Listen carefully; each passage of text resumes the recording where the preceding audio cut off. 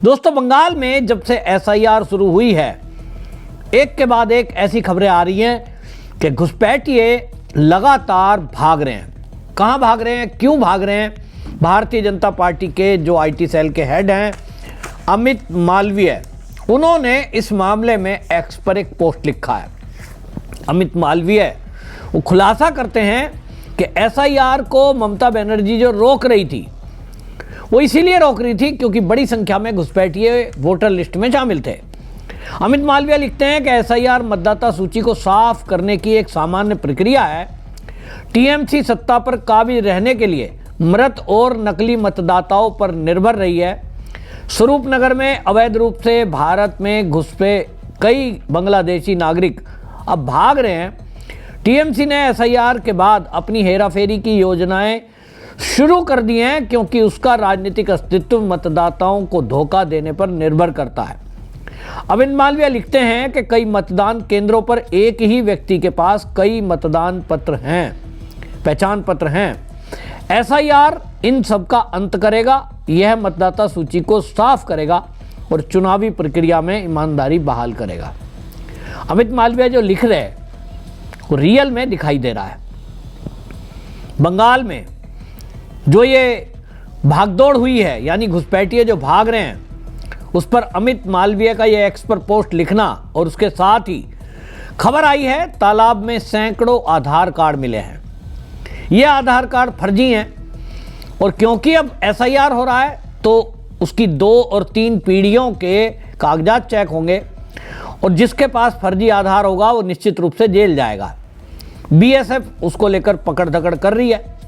तो ये खबर आई कि कई बोरियों के अंदर, तालाब के अंदर आधार कार्ड मिले, फर्जी जो है उसमें पहचान पत्र मिले, वोटर कार्ड मिले। अब इन खबरों के आने के बाद एक बात तो बिल्कुल साफ हो गई है कि भाई जो बंगाल से अभी तक अंदाजा लगाया जा रहा था कि 1 करोड़ के करीब फर्जी वहां पर वोटर कार्ड हैं, तो ये कहीं ना कहीं बात सही होती हुई दिखाई दे रही है। अब अगर ये नहीं होता तो अब आप देखिए, अब क्योंकि उनको लग गया कि एसआईआर होगी तो जो वर्तमान वोटर कार्ड है वो तो बेकार हो गए, उनका कोई अस्तित्व नहीं है। क्योंकि नया जो एसआईआर के बाद वोटर कार्ड बनेगा उसी से आप वोट डाल सकते हैं। अब वोट डालने का अधिकार नहीं रहेगा तो पार्टी कोई क्यों पालेगी?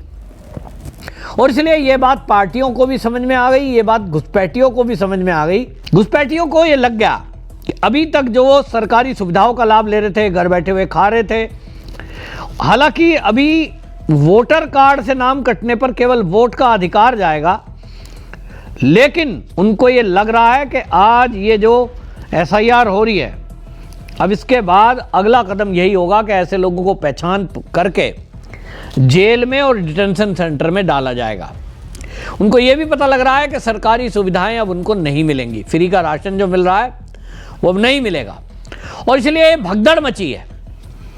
और भगदड़ इसीलिए, जैसे मैंने पहले भी बताया, कि सरकार की तरफ से आदेश है कि जो घुसपैठ करके बंगाल में या देश के किसी भी हिस्से में घुसपैठिए घुसे हैं, उनको अब जो है बॉर्डर पार कराना मात्र नहीं है, उनको जब तक ये चुनाव की प्रक्रिया पूरी ना हो जाए जेल में बंद करके रखना है। क्योंकि अगर ये बॉर्डर पार जाते हैं तो बंगाल में अभी भी लगभग 135 किलोमीटर का एरिया ऐसा है जहां अभी ना तो बाढ़ लगी है, ना वहां फेंसिंग है, क्योंकि नदी का किनारा दूर तक फैला हुआ है, और ममता बनर्जी ने उसके लिए जो जमीन चाहिए बीएसएफ को, वो जमीन ट्रांसफर नहीं की है। तो ये सब लोग जानते हैं कि अभी मौका है, भाग जाओ, फिर जिस दिन वोट पड़ेगी उसके 2-4 दिन 10 दिन पहले आ जाना। तो फिर अगर वोटर लिस्ट में नाम ही नहीं होगा तो उनका आना और जाना तो बेकार हो गया। टीएमसी भी क्यों फिर उनको पैसे देगी आने के लिए या वोट डालने, जब वोट ही नहीं है तो पैसे क्यों देगी? ये बात इन्हें समझ में आ गई है। दूसरी तरफ जो सरकार है वो इस बात को समझती है कि इन घुसपैठियों का वोटर लिस्ट से नाम यहां से कट गया तो ये किसी दूसरे राज्य में चले जाएंगे, और दूसरे राज्य में जाके जहां बीजेपी की सरकार नहीं है वहां तो शासन प्रशासन इसी तरह काम करेगा जैसे बंगाल में हो रहा है कि ममता बनर्जी के दबाव में है। तो ये सोचते हैं हम दूसरे राज्य में शामिल हो जाएंगे। अब ये सुविधा तो है ही है कि अगर एसआईआर प्रक्रिया हो रही है तो आप वोटर लिस्ट में अपना नाम कहीं भी शामिल करा सकते हैं, वहाँ के पेपर बनवा लो। तो इनको लगता है कि हम दूसरे राज्यों में शामिल हो जाएं। और मुझे जो लग रहा है कि अमित मालवीय ने जो खुलासा किया है कि उनके पास फर्जी आधार कार्ड है, फर्जी उनके पास बाकी प्रमाण पत्र हैं, ये गवर्नमेंट के कर्मचारी और गवर्नमेंट की मिलीभगत के बिना तो बन ही नहीं सकते। और इसलिए उनको लग रहा है कि बंगाल पर सबकी नज़र है, यहाँ चुनाव है, अब यहाँ से भाग के कहीं ऐसी जगह चले जाते हैं जहाँ बीजेपी की गवर्नमेंट भी ना हो और इनके फर्जी आधार कार्ड फिर से बन जाएं ताकि सरकारी राशन ये ले सकें, सरकारी सुविधा ये ले सकें। बहुत प्लानिंग से काम चलता है और इसीलिए केंद्र सरकार ने बीएसएफ को ताकत दी, बीएसएफ को ये शक्ति दी कि वो जो है इसमें धरपकड़ करे। ऐसे लोगों को खाली छोड़ देना अच्छा नहीं है, इनको पकड़ करके गिरफ्तार करना है।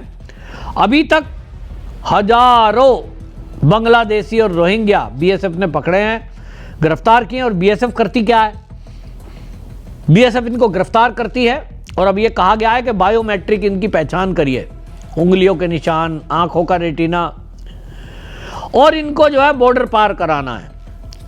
अब ये इनमें से कोई अगर बिजनेस के नाम पर, किसी इलाज कराने के नाम पर अगर एंट्री करेगा तो इनका बायोमेट्रिक पहचान की जाएगी। अगर ये घुसपैठियों में थे तो इनको एंट्री नहीं दी जाएगी। ये विचार बनाया गया क्योंकि जैसे पहले भी मैंने आपको बताया है कि घुसपैठिए क्या करते थे कि वहाँ से 5-7 लोग चलेंगे कि साहब हमें तो इलाज कराना है, और वेस्ट बंगाल में इलाज कराने के नाम पर आए, फिर वापस नहीं गए। वहाँ की पुलिस का और इंटेलिजेंस का काम है इन्हें खोज कर पकड़ें, वो करता नहीं क्योंकि टीएमसी को वोट चाहिए इनका। और इसलिए इनको लगा कि बंगाल इनके लिए सुरक्षित स्थान है। संख्या बढ़ती गई, एक अनुमान आज 5 करोड़ का है, जिसमें बंगाल के अंदर फर्जी वोटर लगभग 1 करोड़ है, ऐसा बीजेपी का दावा है। तो अब इसमें 40-45 लाख तो फर्जी वोटर कार्ड ही पकड़े गए, वो आधार कार्ड पकड़े गए। अभी पिछले दिनों आपने देखा बीएलओ के ऑफिस के पास वोटर कार्ड जो पुराने हो गए हैं, वो एक्सपायर हो गए, लेकिन वो पड़े हुए पाए गए। आप उससे वोट नहीं डाल सकते, लेकिन किसी भी राज्य में वो आइडेंटिटी का तो काम करता ही है। और इसलिए सावधानी रखनी ये है कि किसी भी राज्य में पहचान के तौर पर अब इस पहचान पत्र को के रूप में वोटर कार्ड को कम से कम ना माना जाए। अब अगला क्या कदम होगा, ये जब तक एनआरसी पूरे देश में नहीं हो जाती तब तक साफ नहीं होगा। एनआरसी में भी सुनते हैं केंद्र सरकार ने बताया अपनी मर्जी से आपको सब कुछ बताना है, जो मर्जी आए नाम बता दो, जो मर्जी आए एड्रेस। इसका मतलब क्या है भाई, केवल गिनती होगी क्या, ये लोग पूछना चाहते हैं। दूसरी तरफ ममता बनर्जी है, आप देख रहे हैं कि जब जब एसआईआर की बात होती है, उनसे कोई पूछ ले तो वो तो कहती है एसआईआर हम होने ही नहीं देंगे, सीधी धमकी। तो भैया धमकी है, उस धमकी का मैं भी कई बार आपको बता चुका हूं। चुनाव आयोग बोलता नहीं है, लेकिन अगर काम ठीक नहीं हुआ तो उसके पास केवल एक रास्ता है, राष्ट्रपति शासन का। तो ममता बनर्जी ये नहीं सोच रही हैं कि देश पहले होना चाहिए। अगर उनके राज्य में फर्जी आधार कार्ड पकड़े जा रहे हैं, घुसपैठिए पकड़े जा रहे हैं, बीएसएफ पकड़ रही है, तो उनको तो मुख्यमंत्री के तौर पर अपनी पुलिस को कहना चाहिए कि बीएसएफ का सहयोग करो। इंटेलिजेंस लोकल जो है उसको कहना चाहिए बीएसएफ का सहयोग करो, घुसपैठियों को पकड़कर बाहर करो। लेकिन ममता बनर्जी इन घुसपैठियों पर एक शब्द नहीं बोलती, बल्कि उल्टा बोलती है कि हम किसी का भी नाम वोटर लिस्ट से नहीं कटने देंगे। ये क्या बात हुई भाई, ममता बनर्जी को कहना चाहिए कि हम पश्चिम बंगाल का कोई निवासी है उसका नाम नहीं कटने देंगे, ये बात तो समझ में आती है। लेकिन वो ये कहें किसी का नाम नहीं कटने देंगे, तो क्या जो घुसपैठिए हमारे देश में है उनका नाम ममता बनर्जी नहीं कटने देना चाहती? ये ममता बनर्जी से पूछना चाहिए। लेकिन आज की डेट में किसी बंगाल के पत्रकार की तो हिम्मत नहीं है कि वो ममता बनर्जी से सवाल कर सके, क्योंकि वहाँ टीएमसी के गुंडे क्या उनका हाल करेंगे ये वो अच्छी तरह जानते हैं। लेकिन मैं सोशल मीडिया और जो नेशनल मीडिया है उनसे कहना चाहता हूँ कि भाई आपको तो डर नहीं है, आप ऑनलाइन सवाल करो, दिल्ली से पत्रकार भेजो और ममता बनर्जी से सवाल जरूर करो। क्या एक मुख्यमंत्री के तौर पर उनको ये नहीं कहना चाहिए कि बंगाल के अंदर कोई भी बांग्लादेशी घुसपैठिया अगर है उसको पकड़ो, गिरफ्तार करो और उसे सजा दो, क्योंकि ये तो गैर कानूनी है। और ममता बनर्जी से इसके बारे में जवाब लो, देखेंगे वो एक शब्द नहीं बोलेगी। आपकी क्या राय है कमेंट में जरूर लिखें, वीडियो शेयर करें। वंदे मातरम।